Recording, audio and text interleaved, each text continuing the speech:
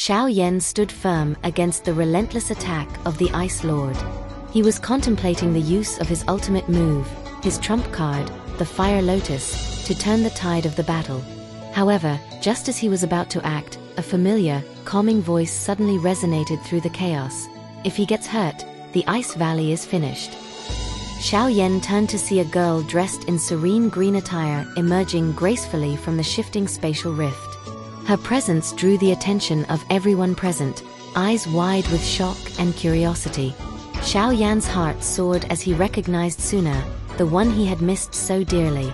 The longing built up inside him was impossible to contain, and he embraced her tightly, feeling a profound sense of relief and joy. The onlookers, especially the two elderly men in black who accompanied Xun'er, were taken aback by Xiao Yan's bold show of affection. They marveled at how this young man dared to hold Xun'er, knowing the repercussions from those who pursued her from the ancient tribes could be severe.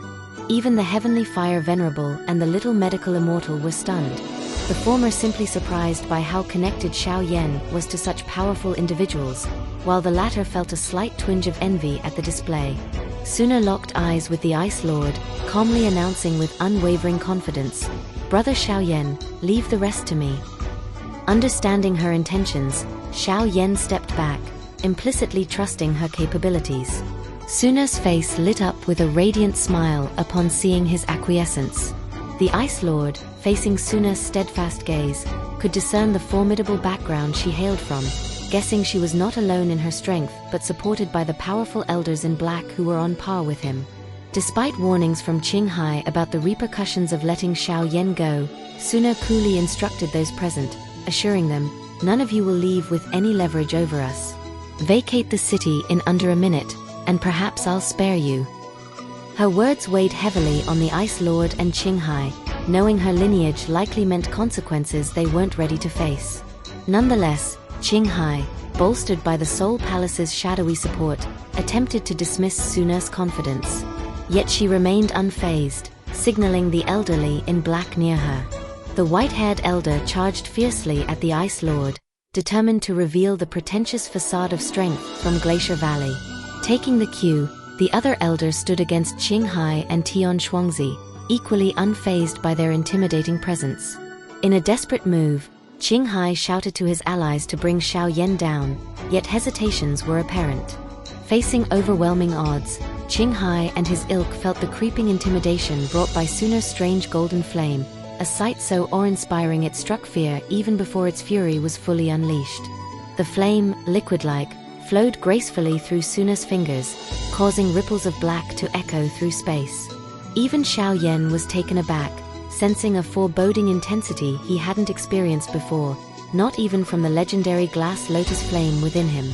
His recognition of Xun'er's golden flame alluded to the mysterious 9U golden ancestral fire, or the Jin Emperor's burning of heaven flame, famed for their unmatched power. Xun'er elegantly countered the combined assaults with a wave of her hand, summoning a golden flame shield that enveloped Xiao Yan and herself. It absorbed the brunt of the attacks, its defensive might impenetrable, invoking surprise among attackers. With a resolute look, she unleashed a part of its destructive power. The golden flames transformed into fiery tendrils that advanced with a hissing menace, cutting through opponents' defenses as though passing through paper. Searing through even the most fortified Do-Chi barriers, the golden beams left adversaries gasping, noting bloodless, charred wounds as they fell. Gonda, initially eager for battle, quickly called for a retreat, realizing in sheer horror the overwhelming force Xun'er commanded. The chilling sight of such power invoked terror, pushing the survivors back in frantic preservation. Amongst the mayhem, Xun'er retracted the flames back into her being, casually acknowledging Xiao Yan's awestruck demeanor with a gentle tease. "Xiao Yan, what has you so transfixed?" Her playful demeanor opposed the chaos she subdued. Xiao Yan admitted, a hint of self-mockery in his voice, "I always thought I was progressing well, but your prowess is a testament to endless levels of mastery."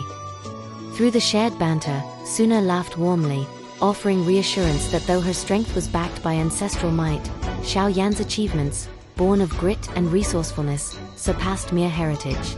He sighed, recognizing the truth but was nonetheless buoyed by her words. The aftermath revealed the power of Xun'er's heritage as more of her supporters, shadowy figures of the Do sect, appeared, saluting her in deference before scattering with orders to monitor potential threats. Xiao Yan, struck by the sheer presence of this ancient tribe's influence, re-evaluated his ambitions, aiming for the 3,000 flame of Daunting to fortify his growing potential. Meanwhile, the white-haired elder displayed dominance over the Ice Lord, reinforcing that retreat was the only sane option left. Xun'er's words and implicit intent ensured that the Ice Lord complied, setting aside pride to spare the valley further loss.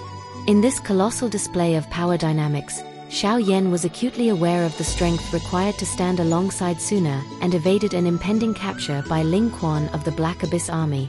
Although armed with the fearsome Blood Jade token, Ling Quan misjudged Xiao Yan's tenacity. Encouraged by Xun'er, Xiao Yan confronted the challenge head-on, relying on his own skill and wit, and managed to stand his ground with deft prowess, refuting Ling Quan's underestimation. The encounter not only showcased Xiao Yan's resolve but also highlighted Xun'er's unwavering support. Together, they exemplified the confluence of strength and legacy, navigating and overcoming the treacherous ambitions of those who underestimated them.